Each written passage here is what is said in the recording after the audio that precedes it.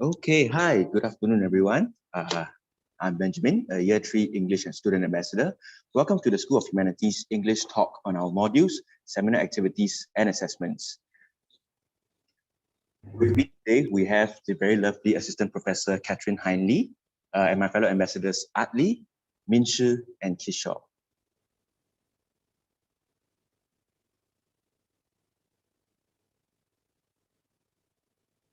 Okay, so before we proceed on with today's session, I would like to remind participants who have yet to change your display name to kindly change it to your name. You can do so by following these simple steps on the screen.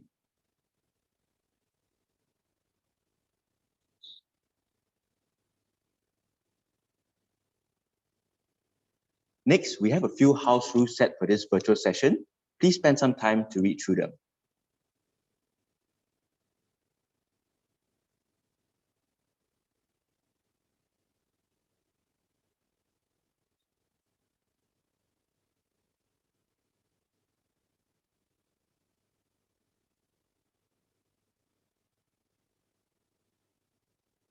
Okay, now we shall begin. Allow me to invite Assistant Professor Hindley to kickstart the session. Prof. Hindley, please. Okay, thank you. Let me just share my slides. Give me 1 second.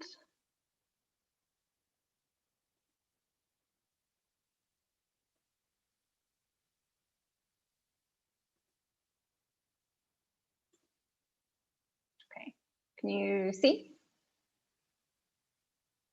Okay, excellent. Okay, so thank you for the introduction. I'm Prof. Catherine Hindley, and I'm the medievalist at NTU, so I work on the earliest periods of literature that we study here. And welcome to this session. It's whether you're joining us on YouTube or the microsite or wherever else you might be viewing this, it's great that you're interested in English at NTU. So earlier today, my colleague, Dr. Cheryl Julia Lee, gave a kind of broad overview of our English program. And in this session, I'm going to speak in a little more depth about our modules, our assessment components, and some of the teaching modes that we use in the English program here. And I'm going to try to keep this fairly short so that you've got plenty of time to ask questions afterwards and to hear from the student ambassadors. Has the slide changed for you, by the way? My Zoom is confusing. It's changing. Okay. It's showing me two different views with two different slides, which we'll deal with because that's okay. So I'm starting with a brief overview of what was covered this morning. So the program aims to balance between three key areas. So the first of those is that we want to give you a wide coverage of literary history and literatures. So the purpose of this is to expose you to things that you might not otherwise come across, that you might not know to be interested in, and then also to help you understand what is distinctive and interesting about the literature of different time periods and different regions. Sorry, can you just tell me what my slide is showing, because my Zoom is acting weird. It's showing the first page. Now it's... Second page? Yes, this second page now. Okay. Correctly, it's doing nothing weird. It's all good. It's at the overview page now. Superb. Okay, excellent. Yeah, as I was saying to the student ambassadors earlier, as a medievalist, I feel no responsibility to understand any technology invented after 1500. So I'm sorry to anybody who was hoping for like a greater Zoom competence from me. As I was saying, wide coverage of literary history and literatures.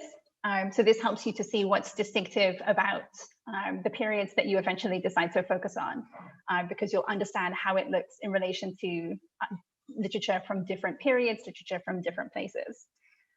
The next kind of broad theme that we focus on is showing you a range of different interdisciplinary and theoretical approaches. So these are different ways that you might choose to engage with the literature that you study. And the interdisciplinary approaches, what we're trying to kind of help you grasp is the ways that literature intersects with other academic disciplines or other kind of social concerns. So literature literature doesn't happen in a vacuum. Literature is shaped by and in turn shapes the society that we live in. And so by studying it in connection with other areas, such as literature and medicine, for example, we can see the impact that literature has on the world. And then the final theme is special interest areas. So these are courses that might bring together a variety of texts from different periods and different places to study a common theme. So things like children's literature or science fiction or war in literature and film. So those reach across different approaches, different periods, different places to focus on this kind of common topic. So I'm going to begin by talking about how all of this fits together across the program structure as a whole. So in year one, the focus is really on giving you a strong foundation in literary studies. So all students take core modules that introduce you to the study of literature and the history of literature, and also the literature of 3 different regions. So England, America, Singapore. Introduction to the study of literature is really, it's a course that's intended to develop your critical reading and writing skills and to make sure that you have all of the skills you need to succeed in English at the university level. So the focus is really on developing compelling arguments about the texts that you're working with. How do you find evidence within the text? How do you create an argument about the text? What kinds of questions might you ask of the text? And that covers a really wide range of literary modes and also historical periods. So texts from that course include Shakespeare's The Tempest, Mary Shelley's Frankenstein, Chris Marker's 1962 film La Jetée, as well as short stories and poetry. So very quickly, you're starting to look at a really wide range of literature. Other core courses in the first year focus on the literatures of different places. So the Survey of English Literature focuses on England. You have the Introduction to Singapore Literature, and you have the Introduction to American Literature. So the Survey of English Literature is split into 2 parts. Survey 1 goes from the very origins of English literature in the 7th century up to the 18th century. That was taught by me. And you will read texts such as Beowulf. You'll read extracts from Chaucer's Canterbury Tales. You'll read, from later in the period, you'll read A Journal of the Plague Year, which recently became very popular as we entered a plague year of our own. So that gives you the grounding in literature up to 1800 in the British context. And the second part goes from the Romantic period to the present, covering authors such as John Keats, Christina Rossetti, Oscar Wilde, Catherine Mansfield, Zadie Smith, Carol Ann Duffy. So you come up really to the modern period. Then in the Introduction to Singapore Literature, you'll study authors such as Alfian Sa'at and Bali Kaur Jaswal, and watch films, for example, by Kelvin Tong. And then finally, the American Literature module covers works from authors such as Mark Twain and James Baldwin, all the way up to the writings of Presidents Barack Obama and Donald Trump. So these first-year modules cover poetry, prose, drama, film, a range of different periods, a range of different geographical contexts. And the purpose of this is to give you a really broad grounding so that you can be more discerning about what interests you and why. So to give you an example from my own experience, when I was an undergraduate student, I would not have chosen to study medieval literature if it hadn't been forced upon me. And now I love it. It's the best. It's my whole job. So you never know what you're going to fall in love with if you don't have the chance to experience it. So that's what year one aims to do, is give you the opportunity to experience all of these different types of literature that you might not have thought about before. So once you've had that really wide exposure to different literatures, you can move on to one more core module in year two, and that's approaches to literature. And this intends to introduce you to the fundamental theoretical and critical concepts, such as new criticism, narrative theory, postmodernism, feminist theory, queer theory, psychoanalytic criticism. So this is giving you a broad set of tools that you can use to engage the literature that interests you. And in year 2, you can also start to choose more optional courses. So to develop your own interests and to start to kind of find your own way through the program. That really picks up in years 3 and 4. So this is where everything opens up. You're choosing from a really, really wide range of modules.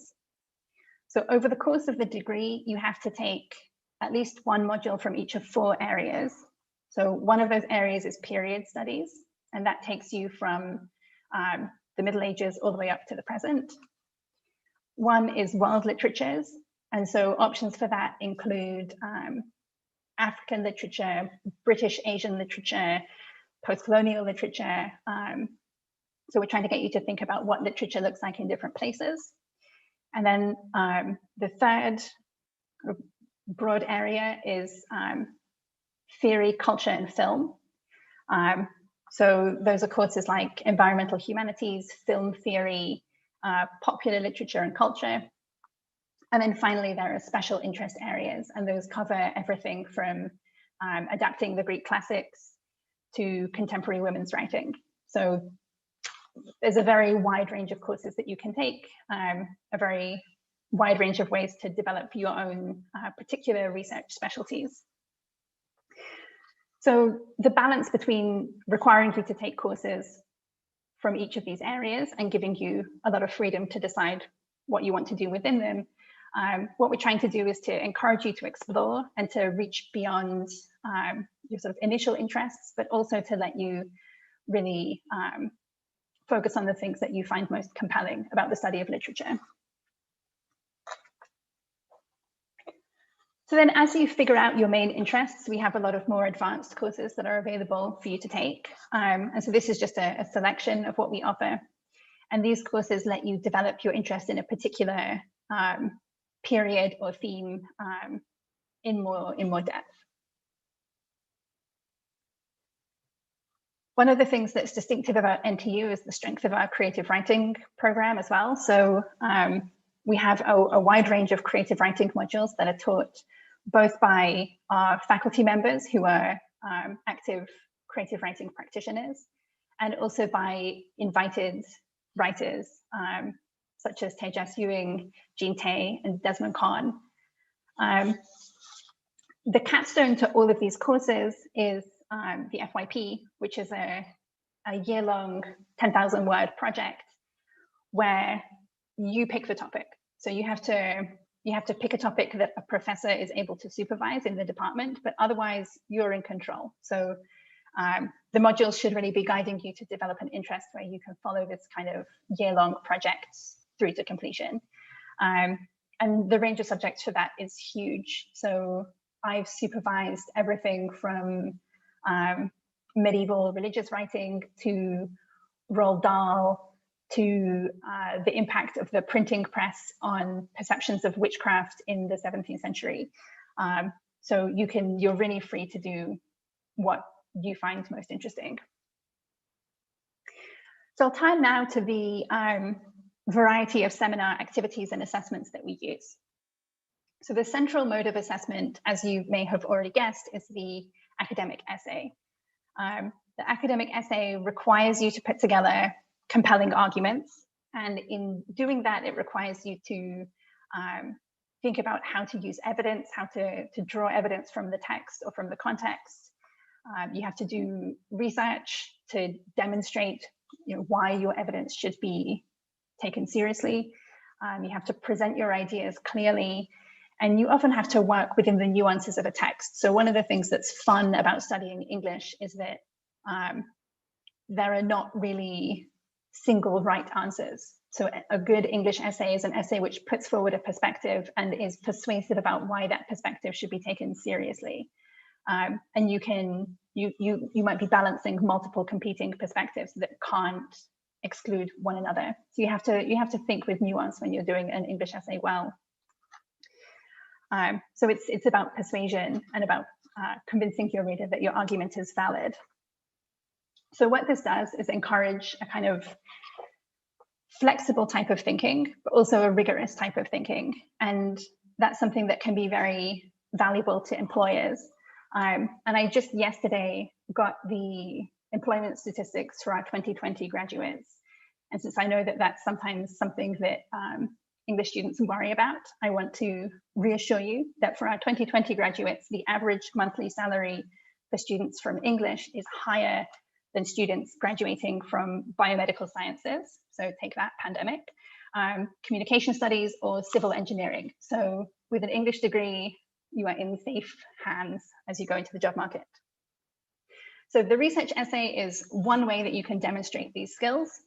But we also like to ask you to apply your knowledge in other ways, in part because it's fun, both for you and for us, and in part because it helps you to understand how flexible and how widely applicable the skills you're learning are.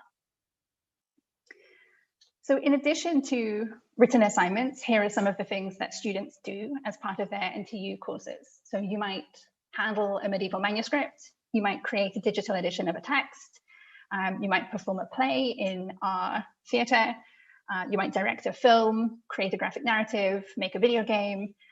So there's really a lot of different things that you might be asked to think about in your study of literature. So I'm going to quickly say something about projects in two of my classes. Obviously, I'm most familiar with what I do with my own students. And then I'll give a few brief examples of other types of assessments from courses taught by my colleagues. So the first one I'm going to talk about is the history of the book, which is a course that's trying to think about the history of how texts have been transmitted and how the material form of the text can influence the way that it's either presenting itself to the reader or the way that the reader is going to approach the text. And what you're seeing on the slide are some items from the teaching collection that we have here at NTU. So on the left is a series of medieval manuscript pages. These date from the 13th to the 15th century. If you look closely, you'll see that they're just all on the floor because I got very excited when they arrived and wanted to see them all at once. Yeah, so that's the left. And then on the right, there's a kind of wider range of items. So we've got some manuscripts or handwritten documents, some printed documents, some books. There's one at the back with hand-painted illustrations on silk.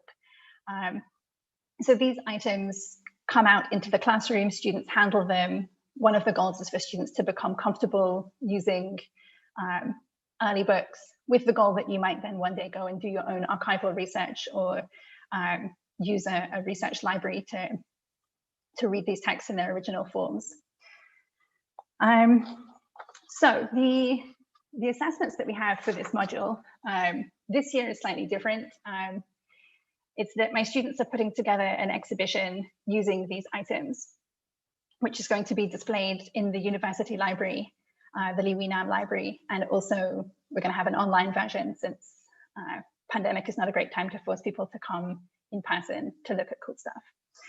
So the students, as part of the course, are selecting the themes that they want to highlight in the exhibition. They're selecting the objects that they want to display.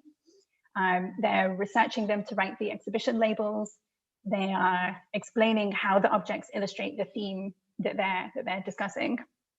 So I think the themes that they've ended up with are one on the tools of the trade, which is looking at the different things you use to make a book.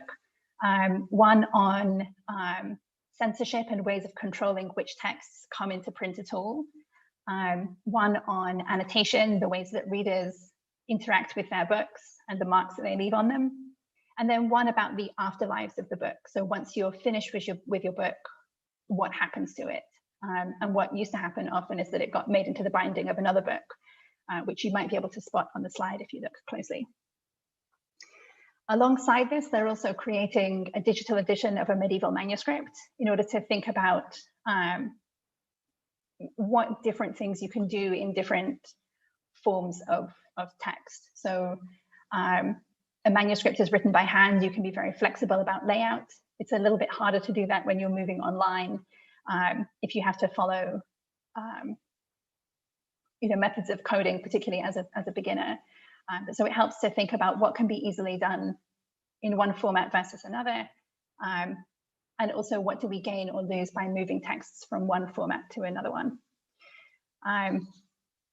And what else have we done that's cool? Oh yeah, we had a letterpress printing workshop. So in order to understand the process of how early printing works, we had somebody come in from typesetting SG to help the students have a go at printing. So they printed posters, which helps to see, you know, where something might go wrong in the printing process and to understand how books were made before mechanized print. And of course, there's also a research essay. So all the things that students learn as they're doing these other assessments, they have to, they also still have to produce this academic paper at the end. But hopefully what they've learned in the other methods of assessment feeds into the research projects as well. And then I don't have a slide for my other module that I thought I would mention, but the other module where I do a kind of unusual assessment is the Introduction to Medieval Literature. So students cover a bit of medieval literature in the survey, but this would be the first time that they're really working extensively with Middle English rather than translations. So the assignment I have there is that students have to reinterpret a medieval text for a modern audience. I have very little restriction on how they do that. And they submit the creative reinterpretation along with a critical essay which explains their choices. So the reason that I do this is that as students are thinking through the details of how to adapt the text, what they're really doing is analytical work. So it's the same work that you would do for a research paper. You're thinking about how the text has been put together, why it's working the way that it's working, and then you're applying it in a different mode. And so I think what that can do is help students to move away from their own expectations about what a research paper ought to look like, and sort of free you up to engage the text in more interesting ways, or to be a bit more imaginative about what you're taking from it. So the creative outputs that I get from that assignment are incredibly varied. I had a radio play, a fashion show. There was a wayang kulit performance that legitimately made me cry. There was a burger menu. The burger menu was great too. But so there's these complete massive range of what the students may be producing, but what's lying behind all of the best examples is a real understanding of the text. Because in order to explain why your adaptation conveys something that the medieval author would have intended, in order to explain that, you have to really understand what it is that the medieval author is doing and how, so that you can think about how a modern audience might be encouraged to respond in the same way. So there's this rigorous understanding of the text that can be combined with an ability to think across different modes of communication. And I think that that can be very useful to students in general. So these kinds of assessments are quite common across the English program, alongside the traditional research essays and presentations. So, for example, in our Southeast Asian literature and culture module, students are asked to engage with the concept of Southeast Asia broadly. And so on the slide, you can see an image created by one of our students, Angela, who picked up on the significance of myths and traditions in the Southeast Asian region and created her own mythological figures for contemporary Singapore. And other projects from this class might include, for example, a video that explored the violent histories of this region through the metaphor of cooking. Then in Prof. Chang's class, Theatre of the Absurd, students often play theatre games to get to know each other, to build their confidence, and to become more sensitive to the dramatic medium, and also to understand the text for the week a bit better. So one example that she described to me is a game called Heads Up, Heads Down, which is played during the seminar on UNESCO's Rhinoceros, which is a play involving a town that's battling against an infection that turns them into rhinoceroses. And part of what that play is thinking about is the danger and the pain of being perceived. And so Heads Up, Heads Down is a game that penalizes students who make eye contact with each other to help students think about this idea of perception and its dangers. And Prof. Chang also teaches a class on Samuel Beckett, during which students are asked to stage a scene from a play each week. And they share their experience of performing the scene and the aesthetic choices that they made with the class. So particularly, I think, for drama, which is intended to be viewed rather than read on the page. Performing or watching the text allows for a richer understanding of what the author intends. And discussing the decisions that students are making can also, I think, help to illustrate the different emphases that you might get from a different director, a different production, different actor, as they place emphasis on different parts of what the author has written. And so these experiences can feed back into students' research by helping them to think about the material in a more nuanced way, or to approach it from more angles. So these examples come from another popular module, Literature and Medicine, which explores literary and cultural representations of sickness, health, and medical treatment. And this year, it's particularly focused on epidemic disease and on the myths and metaphors that shape our understanding of the COVID-19 pandemic. So in this course, students are asked to create a graphic that dramatizes a key concept in medical humanities. And they're also asked to complete a creative project that makes a connection between arts and humanities on the one hand, and current debates in health and healthcare on the other. So what you're seeing here are two art installations that started out as class projects and then were developed into installations that were displayed, for example, at the Singapore Writers' Festival. I think they were displayed also in a couple of different hospitals around the country.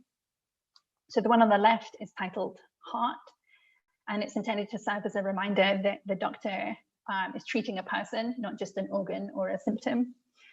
And then the one on the right was an interactive space in which participants were encouraged to leave messages of love and support for lost loved ones. And that one's inspired by A.S. Byatt's short story, A Stone Woman. Then creative writing seminars also offer you a different way to approach the idea of literature, because they ask you to act as an artist practitioner. So in these kinds of classes, you study techniques in order to then apply them in your own work. So a lot of these classes will be spent generating material, editing it, offering feedback to others, incorporating your own feedback, and generally learning to cultivate an attitude towards the world in which it can inspire you to create new poetry, new novels, new screenplays, whatever type of fiction you're writing, to be able to kind of see that in the world around you. So let's see. We also have regular readings by our writers in residence. So we featured writers such as Julian Goff, Helen Oyeyemi, Sehao Guang, Simon Armitage, Amanda Lee Coe. So our creative writing program is extremely vibrant. It tries to bring in people from various different countries, various different genres of writing, all intended to help you develop your own skills. So I want to kind of finish with two main takeaway points. So one is that at NTU, we are really serious about allowing you to follow your own interests in terms of your academic research. So we have this compulsory grounding, which ensures that you've been exposed to a wide variety of literary forms, historical periods, different countries. But then, as well as that, you also have the flexibility to choose courses and also to choose your paper topics within the modules that you take. And all of this culminates in the FYP, which, as I said, is this 10,000 word year-long research project, which is really up to you. Like your topic is yours to decide. So the first point is that we're serious about you following your own interests in your research. The second point is that we're trying to give you a really wide variety of teaching and assessment methods. And that helps your research because it lets you approach the text in a different way. So it kind of tricks you out of your established patterns of thinking. And it also gives you the opportunity to hone transferable skills that will serve you in a variety of different career paths. So as my colleague mentioned this morning, our alums go on to do all kinds of different things. And diversifying the assessments that you use in the program helps to give you a wide range of experiences that you can draw on when you're thinking about what you might bring to a company or what you might create on your own. So our graduates have gone on to become academics, managers, journalists, teachers, analysts, all kinds of things. A lot of our alums also go on to further study. So we have alums who are pursuing graduate study at universities of Oxford and Cambridge, the University of Pennsylvania. Of course, we also have plenty of students who pursue their graduate study at NTU. We have lots of alumni testimonials on our website, so please do take a look. So everything that I've mentioned today, you can find on our website. We have lots of information up there, lots of details. So there's descriptions of faculty research interests. You can find syllabi for the modules. So if you're interested, please scan the QR code and take a look. And then we also have one more QR code for you, which is for applications. So if you like what you've seen today, take a look, please apply. The applications open in February or March, depending a little bit on which qualifications you're applying to us with. And the website also includes information on scholarships and financial assistance. I think that's everything from me. And I'm happy to take questions, as I'm sure are the student ambassadors. Awesome. Thank you, Prof. Hindley, for the very engaging and insightful sharing. Now let's move on to the Q&A segment. Joining me and Prof. Hindley in answering your questions, we have Adli, a Year 3 student, Minshir, Year 1, and Kishore, Year 1. Now, first, I'm looking at the Slido. We have a question on Slido, and this is addressed to Prof. Hindley. Hi, Prof. Hindley. I was wondering if you could share more about what we can expect from the module on medieval literature. That sounds really exciting. So I know earlier you talked about the creative project. Maybe you could share a bit more about the readings in medieval literature. And I guess one of the concerns that I hear a lot about medieval literature is, do you need to be able to understand Middle English to take medieval literature? So what do you have to say to that? You don't need to understand it to be able to take it, but you will understand it by the end. So it differs a bit between the introductory and the advanced module. So the introductory medieval literature module, we read some of the text in translation. So one of the things that we start with is a dialogue poem that's very early and in quite a difficult dialect. So for that one, we'd read in translation, and I give usually, I think it's the first 20 lines in the original language, just so that students can see, like have a look, see what it looked like, try and read it aloud, see what it might have sounded like. But the introductory module is a mix between the original language and translated texts. One of the things I think is difficult with Middle English, well, no, that's not how I want to phrase it. One of the things that I think is fun about Middle English is that different regions of the country had very different dialects. And so there might be some texts that you find very difficult. There might be some texts that you find much easier. So Chaucer, for example, writing in London, his dialect is much closer to what we're used to today. And the class starts very first, lesson 1. I help you to find some of the resources that you'll need to understand the texts. So there's a Middle English dictionary, a lot of texts.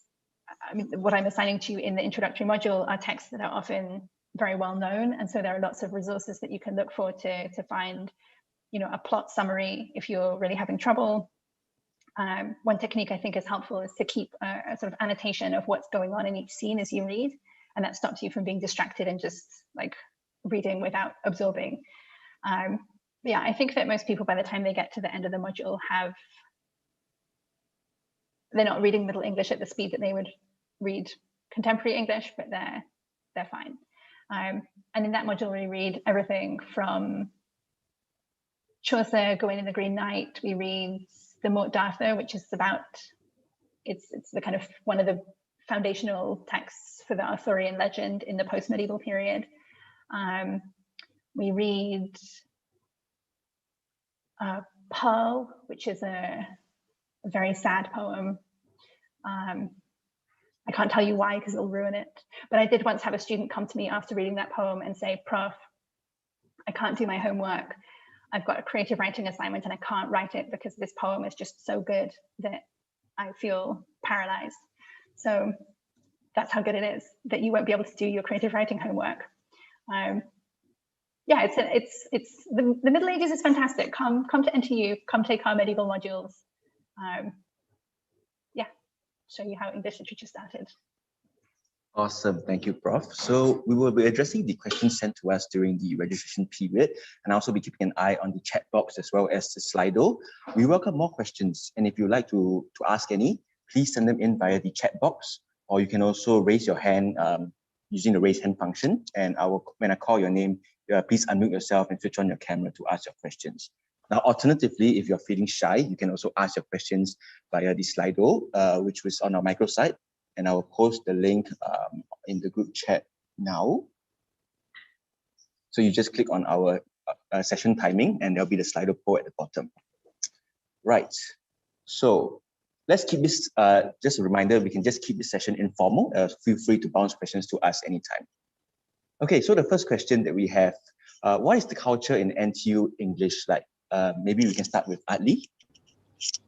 Okay, yeah, sure. Okay, so if I were to sum up NTU English culture in one word, I would say it will be warm.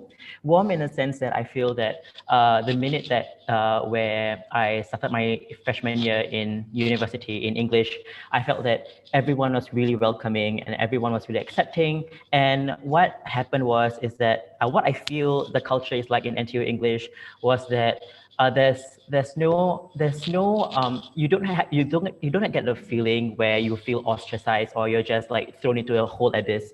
And I feel that relationships between professors and students are very close-knit, and the English program, all of us we tend to know each other like one way or another, because like we are a pretty small community as well. And I also feel that it's very vibrant in the sense that we always try our best, and especially the English Sub Club, like they always try their best to hold events that really cater towards English students. And one of the events that is always memorable for every English student, and the rest can attest to that, is the Halloween event that we try to have every single year. And Prof. Hindley would also know that every year she would decorate her office and set up a lot of like Halloween decorations, and us English students would go around and trick or treat and talk to our professors. And it's a very friendly, amiable, and a very warm vibe that I get. So I find that really, that is what I find really, it stuck with me. And I'm pretty sure, and I really hope that you guys can experience the same thing as well if you decide to sign up for English in NTU. And I feel that Min and Kishore also have their own experiences. So I guess one of them could take away. I mean, what do you feel? Hi, so I'm currently a year one in NTU English. So for me, what first struck me when I came here was that everyone is seriously very, very friendly and very, very nice. And also like what Adli mentioned, everyone is really, really warm. So even if you're coming from a background that's not very English or English literature based, you don't really need to worry because it's not a very cutthroat dog eat dogs world. Everyone here is super, super helpful. And I think something else that kind of stuck with me was that everyone here is so passionate about what they do, beyond just lit, also in their external activities. I've met so many people who are doing diverse things like film or dance, and they kind of incorporate that into their writing also, and they also bring their passions to our community, which I feel is something that's really opened my eyes up to the world. And sometimes you start to feel like, oh no, I'm not doing enough, or I've been wasting my life away. But at the same time, it makes daily life in school so interesting because you meet so many interesting people, and everyone here is really accepting of whatever you do and whatever your passions are. So feel free to come to NTU and find out your passions and meet new people. Yeah, Kishore, how about you? What do you feel? Wait, sorry, what was the question again? I was very like, sorry, yeah? The question was, what is the culture in NTU English like? Oh, okay. Yeah, I think Adli and Mint more or less explained it pretty well. It's very warm and welcoming. Like from day one, I didn't feel unwelcome or, not to. I think the word I was looking for is community. Like when you come into English, you really do find a sense of community, and yeah. So like you find that even across the batches, it's not just within your cohort, you do get to interact with seniors from across the course. So there's that sense of bonding between the batches, and you also get to, get some study tips and tricks, just take note, you guys, if you are coming down to NTU English. It's always good to talk to the seniors because they do have their own opinions about the modules, and it's always nice to hear what they have to say. And yeah, Prof, just as a disclaimer, it's usually good things, like 99.99999% of the time. Yeah. So yeah, I guess ultimately the culture at English can be summed up. The best way to sum it up is, yeah, it's warm and wholesome. Yeah, like the best way to understand it is to be part of it. So yeah. Awesome. Thank you guys for sharing. We actually have quite a few questions coming in across all our channels. I will try to prioritize the questions that seem to be more important. But just an apology in advance if you don't have the time to answer all your questions. If you do still have questions, even after the session ends today, you can feel free to catch up with us during our virtual chat sessions from the 22nd to the 26th of Feb. Okay, so I have a question from Shaza and this is to my fellow ambassadors. Why did you choose to study English, and what do you want to do with this degree? So maybe I can start with Min Shi. Okay, so for me, I came from a JC background. So in JC, I actually did literature at H2 level, and I really, really enjoyed it. So honestly, I spent my days going to school just looking forward to lit lessons. For me, I think a lot of the joy comes from doing analysis. I do like to be able to read like a wide variety of texts, and I feel that NTU does offer a lot of variety in terms of not just the modules, but within each module itself, each text and the range of text is so wide that I feel that it's really fed to my curiosity, and that's part of the reason why I chose to come here also. So for me, if you are still like thinking about whether you should do lit, you want to dedicate the next 4 years of your life to a degree in lit, I feel that if you feel passionate about reading, analysis, and you do want to learn more about the world, because I do feel that lit expands your worldview a lot, this is definitely a good place to come to. And everyone here will be very, very happy to have you and will help you along the way as well. Thank you for sharing, Min Shi. Okay, so I'll move on to the next question. What is the difference between English and linguistics? Prof. Hindley, maybe you might want to answer this. Sure. So English is thinking about literary texts, and linguistics is thinking more about the ways that people use language. So, for example, in linguistics, you might look at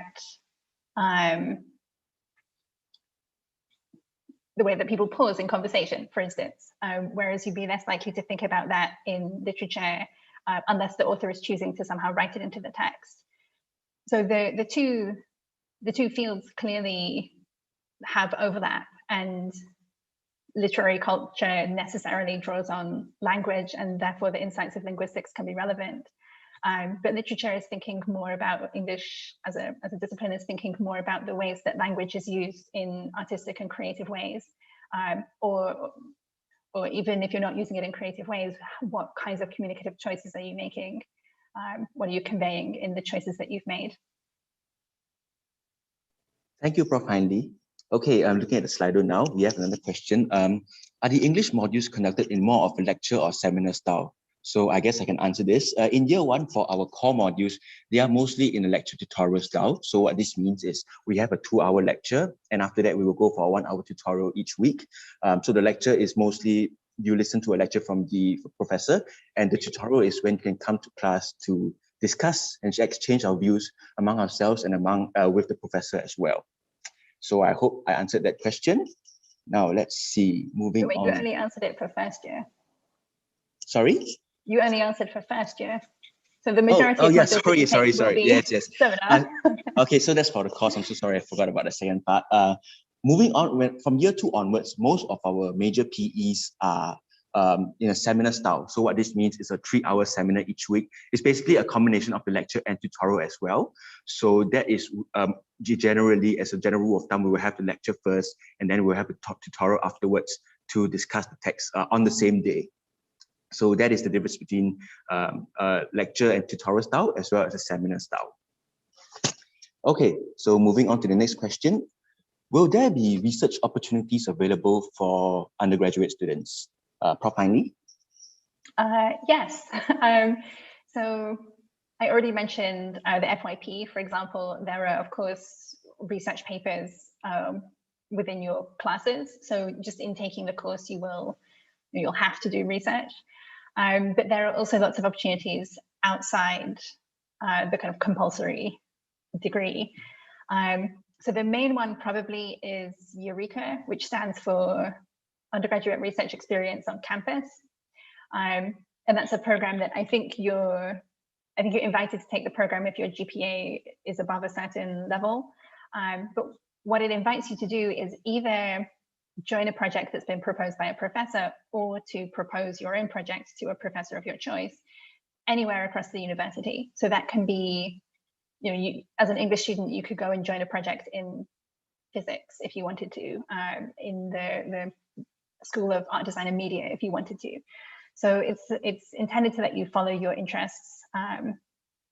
You work on those projects across a year, and it culminates in a short written piece, but kind of more interestingly, I think there's a poster session and then an international conference.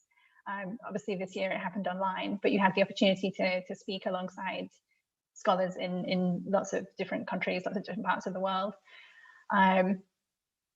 There's versions of that. There's ways that you can use those Eureka projects to feed into your final year project, your FYP. So if you're doing something, you're doing Eureka in your 3rd year and you decide that you really want to continue with this topic, you can do that. There's plenty of support for that. And there's also interdisciplinary projects. So for example, I ran a project a couple of years ago with somebody in linguistics trying to decipher an encrypted message in a medieval manuscript, which turned out to be a recipe for teaching a baby to speak the language of crows. So I was delighted by that discovery, but I haven't yet found a baby to test it on. We'll see. Thank you, Prof. Hindley. Right, the next question we have, are there a lot of readings?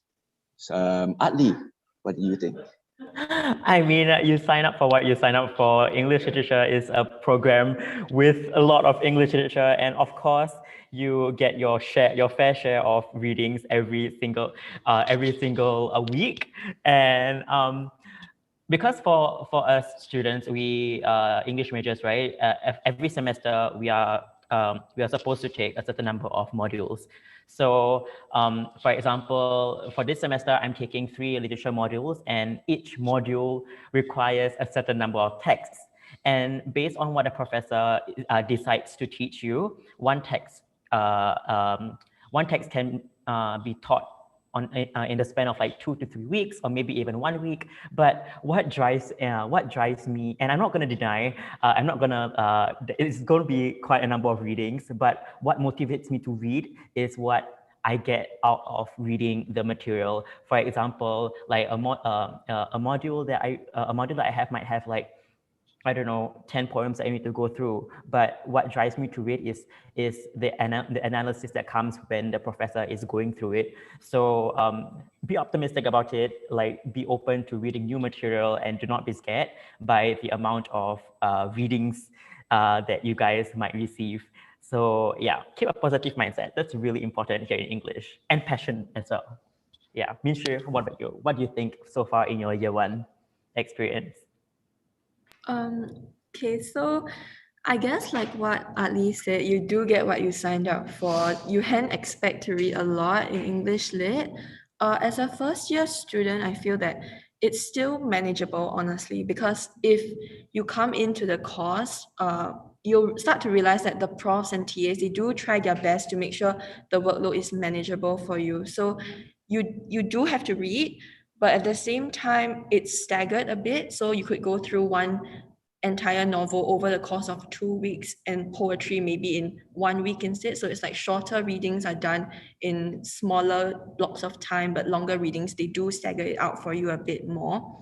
If you're coming from a JC background, you would have done 5 books over the course of 2 years. But what happens now is that maybe you might do 5 books within the course of just a few weeks. So I know it can sound daunting, but it is possible. And if it helps, now a lot of your time is just spent on doing literature instead of many different subjects at once. So you can put all your passions and energy into what you enjoy doing the most. And I feel that for me, that's been a lot of help.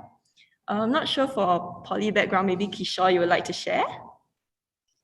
Thanks, Min Shu and Atli. Right, so moving on to the next question, which I think is a question that is on quite a few of our minds. Is it a disadvantage if I attended poly? Or if I may rephrase the question, will it be difficult for students from a poly background to cope? So Kishore, you were from poly. What are your views? All right, yeah. So honestly, I think there isn't that much of a difference per se in terms of the academic rigor when it comes to studying. Like, yes, because, okay, for poly students, I think we're more used to hands-on experience, whereas in uni, there's a bit more, it's a bit more theory-based. And I think that's a bit daunting when we come in at first. But the thing is, like, we're trained to think of things in a different way. So ultimately, the idea is that we bring something different to the table when it comes to analyzing the text. And I think that applies like beyond your educational background. Like, it applies to you as a person as well. Like, everyone brings something different to the table. And so, like, maybe you don't have an understanding of some of the texts because, like, someone who has done H2 literature may have already studied it when they were preparing for their A-levels or something. But I think you'll be able to catch on quite quickly. So yeah, that's been my experience at least. So yeah. Thanks for sharing, Kishore. All right, moving on to our next question. What are some of the popular modules here in NTU English? Atli, how about you? Oh, I think you're muted. Oopsie, sorry. Okay, thanks, Prof. Anyway, some of the popular modules that, from my experience, would be children's literature. In children's literature, people will study things like Roald Dahl's Matilda and Lewis Carroll's Alice in Wonderland, which is, I feel, very interesting, which is why a lot of people tend to want to sign up for that subject. And also Singapore literature and culture as well. Like basically, because for English program, we have a really diverse range of different modules, and Singapore literature does not. We don't only have only one Singapore literature module, but there are like a certain number of there are images in Singapore, etc. And Singlit is one of the more popular ones where you study texts like Kopal Kun, Alfian Sa and Eric Koo short stories. It's actually a film and it's on Netflix. So you get to watch that film and then you can analyze it as well. So yeah, and one of the other popular modules that I personally have taken was gender and sexuality studies, and you get to read texts from Alice Smith and Zadie Smith as well. And these generally open your perspectives towards more worldly issues and more worldly politics, which I find really, really interesting and close to my heart as well. So yeah. Thank you, Atli. All right, so looking at the Slido poll, we have a question. I'm interested in doing an internship. What kind of support is there for students interested in doing internships? Prof. Hindley, would you want to answer this question? Sure. So I think this is just changing for the current intake, actually. So internships are becoming compulsory for all students. So I can talk a bit about what it's been like in the past. And I know that what's happening is that we're increasing support as it becomes compulsory. So I know the university is actively working with companies to try to find more internship slots and so on.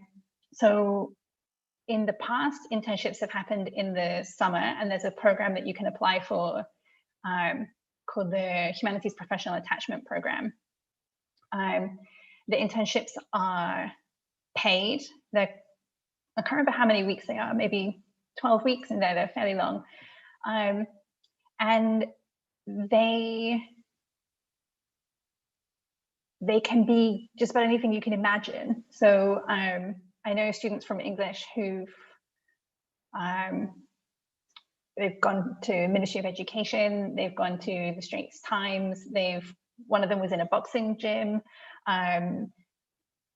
bookshops, somebody worked for Grab. I mean, all kinds of different roles. And one of the things that I think is one of my admin roles in the department is to oversee students who are going on internships so that they have a faculty contact person. They're not just like shoved out of NTU and into the workplace alone. One of the things I've really loved is seeing students who maybe initially are not really sure how their English degree fits into the working world really flourish and understand how they might apply the kinds of modes of thinking that they've been using during the degree. I mean, I've had students email me and say, like, I didn't think that this was going to have any, like, I was doing this to make cash. I didn't think it would have anything to do with my degree. And actually, this is what I want to do with my life now, because I really see how I can use the ways that I think about literature to think about, advertising or marketing, or, working with others in a team, thinking about, how people are communicating with one another. So, yeah, there's lots of, we enjoy seeing students go for internships as well. And as it becomes compulsory, there's going to be more options. And also, you're going to be able to take them at more different times of the year. So in the past, it's been restricted to the summer, really. And that's expanding. And then we've got some other projects. So one of the projects that I don't think English students often apply for, but I think they should. There's also a sort of internship program that's much shorter term called NTU Edge. And what happens is companies propose a problem that they have. And then alongside your classes, you can sign up as part of a team to try and solve the problem. And so that might be, a question about marketing, it might be an engineering problem, whatever. But one of the things that I hear from the careers office is that actually companies are often quite keen to take humanities students on projects that you might not expect to have a humanities basis, because the way that we teach you and encourage you to think allows you to kind of come at problems from lots of different angles, and that can be very valuable. So yeah, lots of support, lots of encouragement, and it's only going to get more. Thank you, Prof. Hindley. All right, another question on Slido. Can the student ambassadors talk about their favorite modules? So Minshut, as a year one, what would be your favorite module so far? Okay, so for me as a year one, honestly, I've only cleared 2 modules and I'm currently going through the middle of 3. So far, I guess I would say that I'm in the middle of a module called Survey of English Literature 2. And I'm enjoying that a lot because the readings itself are a bit closer to our modern day age. So we're doing, we just finished Alice in Wonderland, and then we're going on to Jekyll and Hyde. I'm not sure if you've heard of them, but I feel that the readings itself are enjoyable. And when the reading's enjoyable, you feel happy to kind of think deeper and do analysis. And when you go for class and the in-class discussions, you talk about the text with your friends and with your tutor, and then you start to hear different perspectives. And for me, I really feel that that's helped me get a lot, I guess I would say, keener and sharper in my thinking. And I feel that for me now, I enjoy this mod a lot. But in general, I've loved all my mods so far. Yeah. What about Kishore? All right, I see that you're damage controlling because Prof. Hindley's here. But yeah, okay. In addition to our core mods for this semester, I'm taking a module in creative writing for nonfiction. So I think Prof. Hindley mentioned the creative writing modules. So yes, nonfiction is one of them as well. So I think, yeah, I took it as a challenge to myself because up till recently, my perception of creative writing was that, it's like poetry, fiction, screenwriting, like those are the things that I limited myself to. And so this has like the module in the 6 weeks, yeah, that I've been taking, it has been quite an eye-opening experience because like it's very much a whole new way of looking at creative writing, especially when it comes to discussing things that aren't necessarily completely constructed, or at least you're using something that has happened to construct something else. So yeah, that I might end up going too in depth into discussing what creative nonfiction entails, but we cover a few different topics throughout the semester. So we've touched on objects, family, and we will be covering food as well. So it really is a broad range of topics that creative writing can cover. So if anyone is interested in it, like within this session, or if you're watching it live, if you're interested, NTU does offer a creative writing minor as well. So there's that option if you are ever down to flex your creative muscles. Yeah. Awesome. Thank you for sharing, Minshu and Kishore. Unfortunately, we have run out of time. We have come to the end of our session. Thank you everyone for attending, and we hope you have enjoyed the session. I'm sorry that we weren't able to answer all the questions on Slido. Now, if you feel that your question was unanswered, or if you have more questions, do chat with us via the live chat app on the Open House microsite, or you can sign up for one of our virtual interactive sessions between the 22nd to 26th Feb. For English, our slots are on the 23rd and 25th of February. So if you have more questions, you can feel free to ask any of our ambassadors then. The schedule is available on the microsite as well. Once again, thank you everyone for attending and have a great day. Bye.